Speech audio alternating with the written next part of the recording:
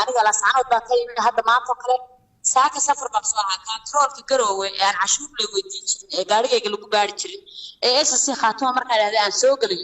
waa la baaray cashuur baa la weydiiyay waa waxa ugu yar dekadaha noo furnaa waanu raashinka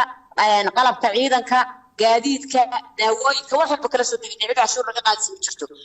awood inta leegaan ugu babacdhig karna maanta inaanu maamul goboleed saa u kala boodno oo cashuur bixiyaan noqono oo ciidanka ku filaano oo dhinac walba difaaca ku filaano oo dhinac walba iska filaana meesha ma taabo hogaamiyaha SSC khaatumo inuu go'aan kan qaato isagoo ka buuxsan oo siyaasiyan eegin in la qasbay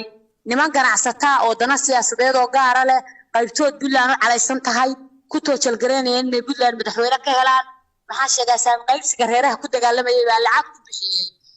in xildhibaanadu firdhiyo ku hadadaan mooshin baanu ka keenaynaa haddii aadan raacin go'aanka afduuban aanu keenay saasuna ku qasbanaayo dadka ku raaca saalo ku tusayaaba dadkii maamulka ku jiray ee la rabay siyaasadda inay jiheeyaan oo dadka runta u sheegaan shacabka ah ayaa kicilaya dadka oo lahaa xawaalaha intay tagaan shuhaadooy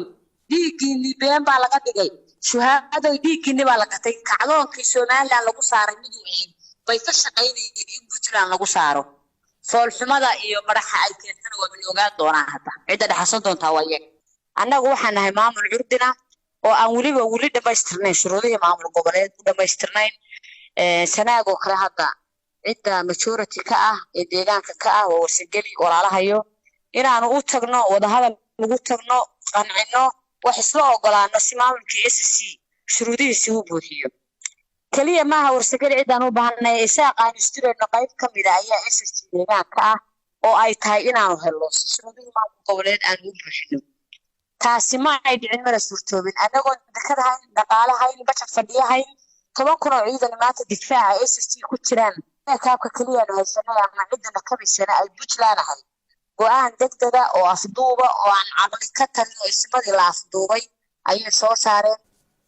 ma socon karayo wuxuu noqonayaa fashilkii SSC hore ugu yimid khaatimo hore ugu yimid saddex sano hore dhubahati soo fashilmayo kale dib u fashilmay noqonaysaa haddaana wax iska bedelno garowshiya ka bixin ismadu gafka ka dhacay caruurtoodana aanay u caqli cilmi cishinin wax socon karayo meel la gaarayo